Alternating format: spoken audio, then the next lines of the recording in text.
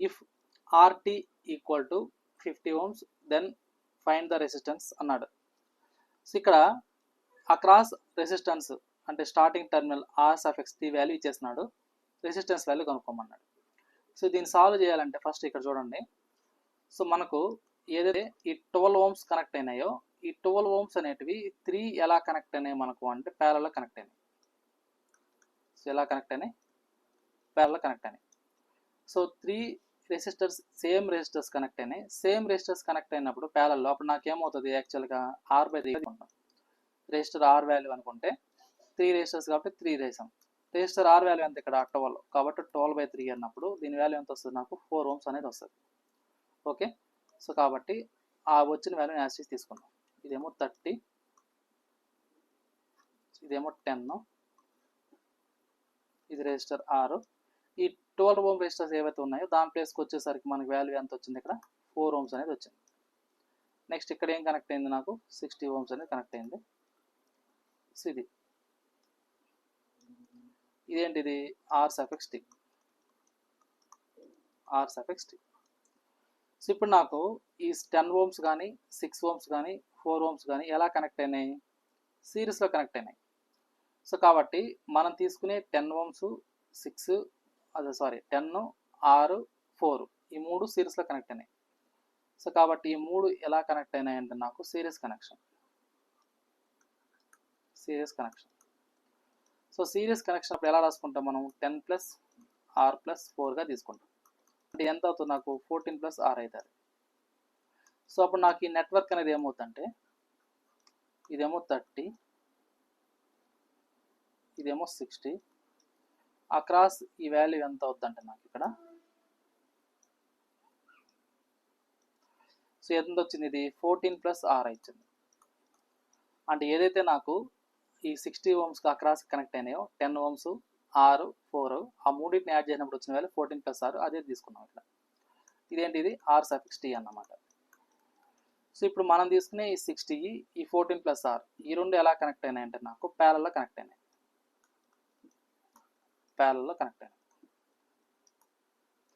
So కాబట్టి ఇది ప్యారల్లో connect అయినాయి. ఆ వచ్చిన వాల్యూ ఈ 30 ohmsకి ఏమవుతుంది? సిరీస్ అవుతుంది. సో కాబట్టి ఫస్ట్ మనం ఏం చేద్దామంటే 60 × 14 + R డివైడెడ్ బై 60 + 14 + R ఇది చేస్తాం అన్నమాట. సో దీన్ని ఫర్ ఎగ్జాంపుల్ మనం ఏమనుకుందామంటే ఒక ఎక్స్ అనుకుందాం. ఎందుకంటే జస్ట్ దాని వాల్యూ ఇప్పుడు నేను మల్టిపుల్ చేయట్లేదు, మళ్ళీ చేస్తాను. సో అప్పుడు నాకు నెట్వర్క్ ఏమైపోద్ది అంటే ఇక్కడ దీని వాల్యూ వచ్చేసరికి 30.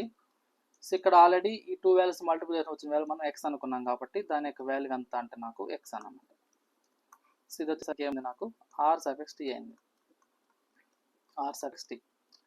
సో ఇప్పుడు నాకు ఆర్ సఫిక్స్ టీ అన్నప్పుడు ఎలా రాసుకోవచ్చు మనం? ఈ 30 ohms ఎక్స్ ohms సిరీస్లో కనెక్ట్ అయినాయి కాబట్టి 30 + X అవుతుంది. ఇక్కడ already R suffix T value ఎంత ఇచ్చినాడు? 50 ohms ఇచ్చినాడు. సో కాబట్టి దీని వాల్యూ 50 = 30 + X అంటే ఇది ఎంత అవుతుంది? 20 = X అవుతుంది. అయితే ఎక్స్ వాల్యూ ఎంత ఇక్కడ 60 × 14 + R / 60 + 14 + R. సో కాబట్టి 20 = 60 × 14 + R ఓవర్ 60 + 14 + R. సో ఇప్పుడు నాకు దీని నుంచి ఇది ఎంత అవుతుందంటే నాకు ఇది సో 20 = 60 × సో 14 + R ఈ డినామినేటర్కి వచ్చేసరికి 74 + R అవుతుంది. ఇప్పుడు 21 * 23 క్రాస్ మల్టిపుల్ చేసుకున్నాం.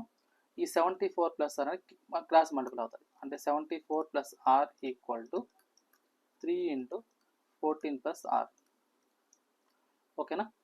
సో అప్పుడు నాకు ఇది ఎంత అవుతుంది? 74 + R = 14 × 3 = 42 + 3R అవుతుంది. సో ఆర్ టర్మ్స్ అన్నీ ఒక సైడ్, కాన్స్టెంట్ టర్మ్స్ అన్నీ ఒక సైడ్ తీసుకెళ్తాం. అప్పుడు 74 - 42 = 3R - R. సో ఇప్పుడు నాకు ఈ యొక్క 74లో నుంచి 42 రిమూవ్ చేస్తే ఎంత అవుతుంది? సో దాన్ని చేయండి. సో 74 - 42 సో 32 వస్తుంది. సో 32 = 2R అవుతుంది. అప్పుడు రెసిస్టర్ R = 32/2. అంటే దీని వాల్యూ ఎంత వస్తుంది నాకు రెసిస్టర్ వాల్యూ అంటే 16 ఓమ్స్ అనేది వస్తుంది అన్నమాట. ఓకేనా, 16 ఓమ్స్ అనేది రెసిస్టర్ అనేది వస్తుంది.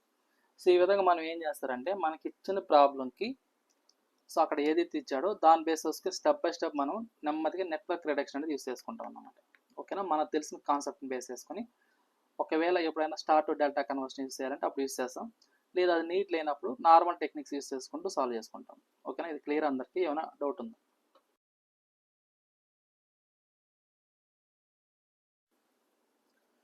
సో మనకు ఈ యొక్క ఎలక్ట్రికల్ సర్క్యూట్స్లో ఒక్కొక్కసారి ఏం అడుగుతాడంటే క్యారెక్టరిస్టిక్ ఇంపిడెన్స్ అని కనుక్కోమని చెప్తుంటాడు.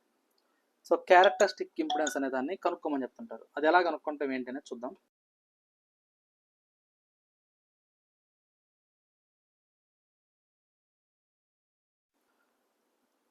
Find the characteristic impedance across A and B. For example ఇలా ఇచ్చాడు అనుకుందాం. So find the characteristic impedance across A to B. So ఇందులో మనకి ఎలా వేసాడంటే ఇక్కడ సో రెసిస్టర్స్ తీసుకుందాం, అప్పుడు మనకి ఈజీగా అర్థమవుతుంది.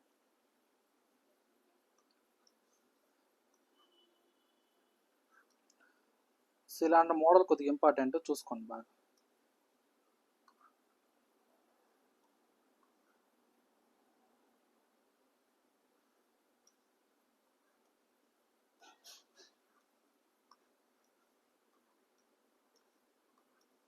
సో ఇది ఏ, ఇది బి, ఇది సి, ఇది డి ఇలా అనుకుంటే సో ఇలా ఇచ్చి ఇక్కడ మనకి ఏంటంటే ఇది రెసిస్టర్ R1, ఇది రెసిస్టర్ R2, అదేవిధంగా రెసిస్టర్ R1, ఇది రెసిస్టర్ R2 ఇలా ఇస్తాడు.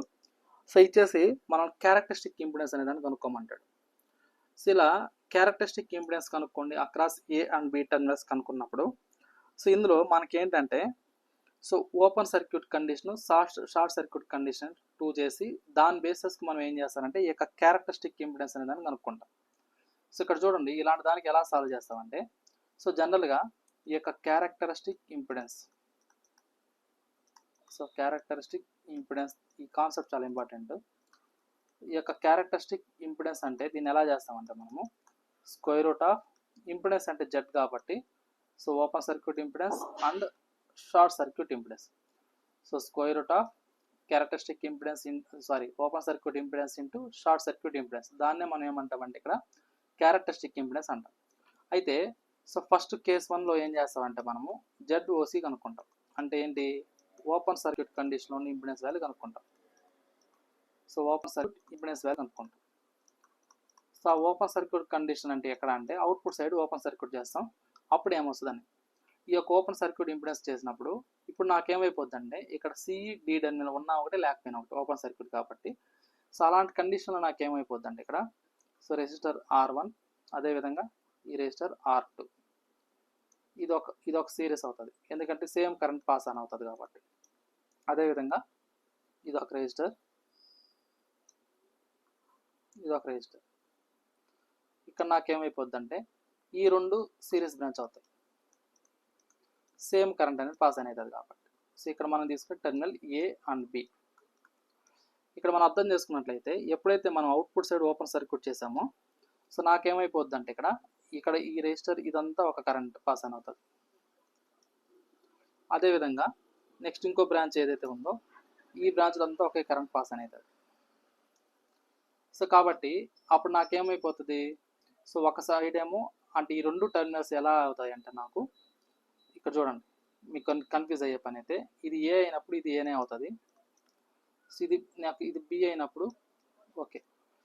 సో చూడండి అంటే ఇదంతా సేమ్ కరెంట్ పాస్ ఆన్ అవుతుంది కాబట్టి ఏ నుంచి ఈ టెర్మినల్ అంటే R1 + R2 అవుతుంది, అదేవిధంగా బి టెర్మినల్ నుంచి R1 + R2 అనేది అవుతుంది. అంటే ఇది నాకేమైపోద్ది అంటే ఇక్కడ సో R1 + R2 అంటే ఏ నుంచి బి టెర్మినల్ కనెక్ట్ అయిన వాల్యూస్ వచ్చేసరికి R1 + R2, ఇది బి టెర్మినల్, ఇది ఏ టెర్మినల్. అదే ఏ నుంచి బి టెర్మినల్ కనెక్ట్ అయిన ఇంకో రెసిస్టర్స్ ఏమవుతాయి R1 + R2 అవుతాయి.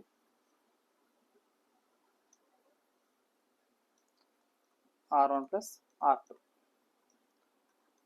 సో ఈ కండిషన్లో నాకు దీన్ని ఏమంటాం మనం ఓపెన్ సర్క్యూట్ ఇంపిడెన్స్ అంటాం.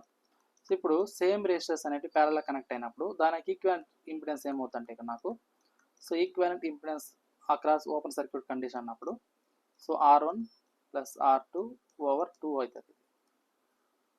So R1 plus R2 by 2 అవుతుంది. ఓకేనా, దీన్ని ఏమంటాం ఓపెన్ సర్క్యూట్ ఇంపిడెన్స్ అంటాం. అదేవిధంగా ఇప్పుడు మనకి ఏం కావాలి, షార్ట్ సర్క్యూట్ ఇంపిడెన్స్ అనేది కనుక్కోవాలి. సో షార్ట్ సర్క్యూట్ ఇంపిడెన్స్ ఎలా చేస్తామో చూడండి. సో షార్ట్ సర్క్యూట్ ఇంపిడెన్స్ అన్నప్పుడు ఏదైతే మనకి ఈ యొక్క సర్క్యూట్ తీసుకున్నామో దాన్నే కాస్త అవుట్పుట్ సైడ్ షార్ట్ సర్క్యూట్ చేస్తాం. సో ఇక్కడ చూడండి, సో కేస్ 2 ఏంటి అంటే Z(SC) అనుకోవాలి. దీన్ని మనం ఏమంటామంటే షార్ట్ సర్క్యూట్ ఇంపిడెన్స్ అంటాం. షార్ట్ సర్క్యూట్ ఇంపిడెన్స్ అంటాం.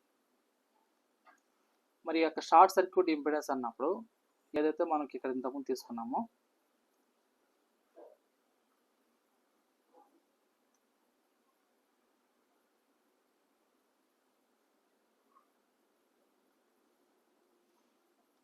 ఇది కదా, ఇదేమో రెసిస్టర్ R1, ఇది రెసిస్టర్ R2, అదేవిధంగా రెసిస్టర్ R1, ఇది రెసిస్టర్ R2, ఇది వచ్చేమో ఏ టెర్మినల్, ఇదేమో బి టెర్మినల్.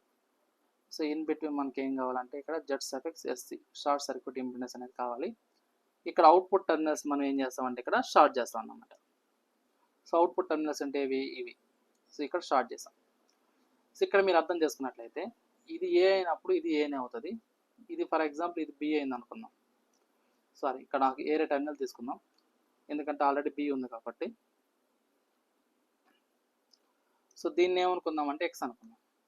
సో ఇప్పుడు నాకు ఇది ఎక్స్ అయినప్పుడు ఈ టెర్మినల్ కూడా ఏమవుతుంది, నాకు ఎక్స్ అవుతుంది. ఓకేనా, ఎక్స్ అవుతుంది. అదేవిధంగా ఇది బి టెర్మినల్ అవుతుంది.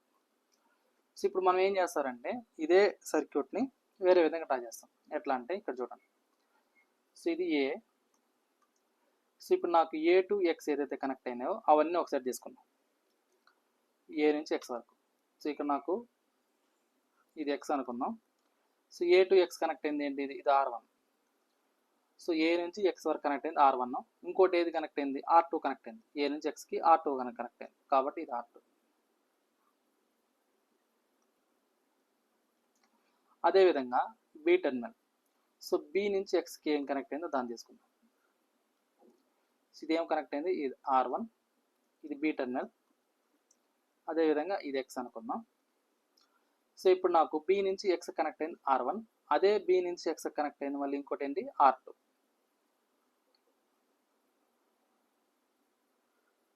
ఇది R2.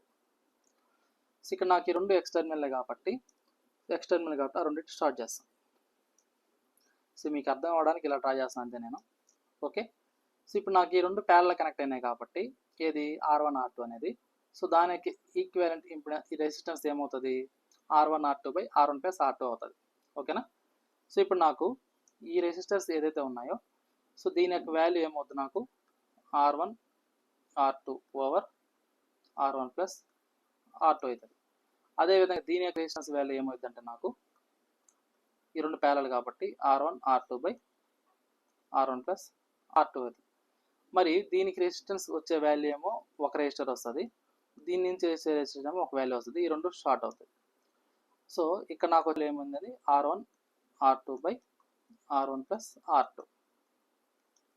అదేవిధంగా దీని value R1 R2 by R1 plus R2. So ఇది మనకు వాల్యూస్. ఇదేంటిది, ఇది ఏ టెర్మినల్, ఇది బి టెర్మినల్. సో ఇప్పుడు నాకు కావాల్సింది ఏంటి, సర్క్యూట్ ఇంపిడెన్స్ వాల్యూ అనేది కావాలి.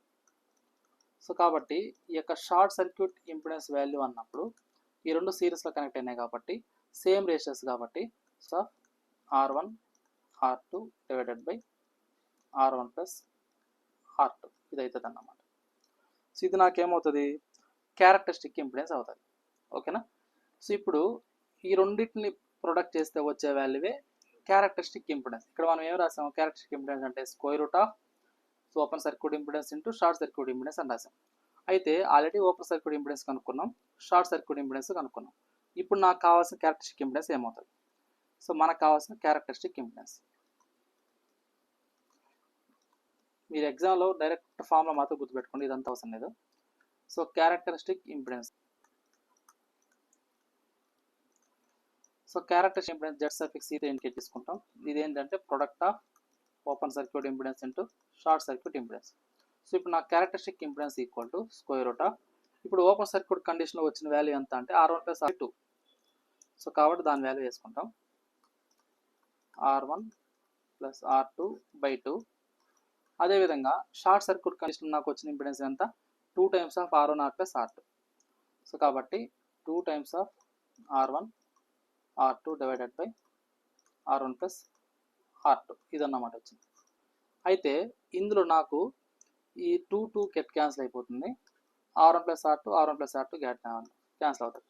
కాబట్టి క్యారెక్టరిస్టిక్ ఇంపిడెన్స్ అన్నప్పుడు దీన్ని ఎలా రాసుకోవచ్చు అంటే మనం square root of R1 into R2. So ఇది మీరు గుర్తుపెట్టుకోవాల్సిన ఫార్ములా. సో క్యారెక్టరిస్టిక్ ఇంపిడెన్స్ అంటే దానికి ప్రూఫ్ ఇచ్చాను నేను మీకు అంతే. సో యాక్చువల్గా మీరు గుర్తుపెట్టుకోవాల్సిన ఈ ఫార్మ్. సో క్యారెక్టరిస్టిక్ ఇంపిడెన్స్ అన్నప్పుడు product of square root of open circuit impedance into short circuit impedance, అదేవిధంగా దాని యొక్క value square root of R1 into R2. ఓకేనా. సో ఈ విధంగా మనం ఏం చేస్తారంటే ఎప్పుడైనా ఒక సర్క్యూట్ ఇచ్చేసినప్పుడు దీంట్ని వాటిని ఏమంటారంటే ప్లేనార్ అంటారు. ఓకేనా, ప్లేనార్ అంటారు. అంటే ఒకదానిపైన ఒకటి ఇట్లా మూవ్ ఆన్ అవుతుంటాయి. సో అట్లాంటి వాటికి మనం ఏంటంటే ఈ యొక్క ఇంపిడెన్స్ వాల్యూ కనుక్కోవాలన్నప్పుడు ఇది ప్రొసీజర్.